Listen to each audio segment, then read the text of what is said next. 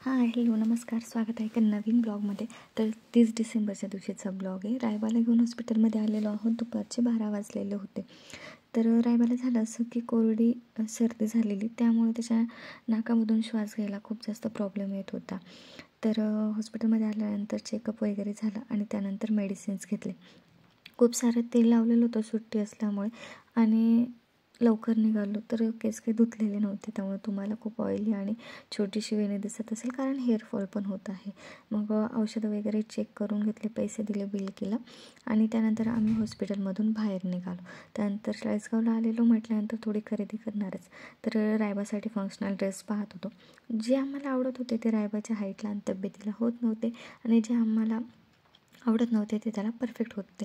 मग 2-3 ड्रेस घेतले. त्यानंतर फ्रूट स्टॉलवरती आलो आणि या ठिकाणी तुम्ही पाहू शकता खूप साऱ्या व्हरायटीचे फ्रूट्स होते. मग आम्हाला जे घ्यायचे होते ते घेतले आणि त्यानंतर आम्ही आलेलो आहेत आमच्या मामाच्या घरी.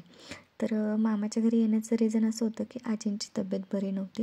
या ठिकाणी हा मामांचा लहान मुलगा जो त्याची रिमोटची गाडी रायबाला खेळवून दाखवत होता आणि त्यानंतर आजीने आजीच्या खाऊमधलं आम्हाला खाण्यासाठी मनुके वगैरे दिले. तर आजीला नागिन झालेली होती, त्यामुळे आजीला बघण्यासाठी आम्ही आलो.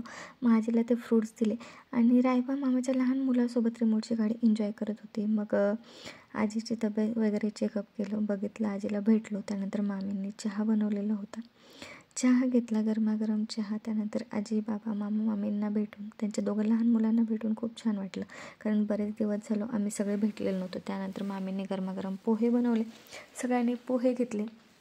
त्यानंतर मामाच्या दोघं मुलांसोबत रायबा पण मस्त खेळला आणि बराच वेळ त्याने पण एन्जॉय केला. त्यानंतर मग या ठिकाणी आम्हाला घरी जायचं होतं, कारण संध्याकाळ होत होती.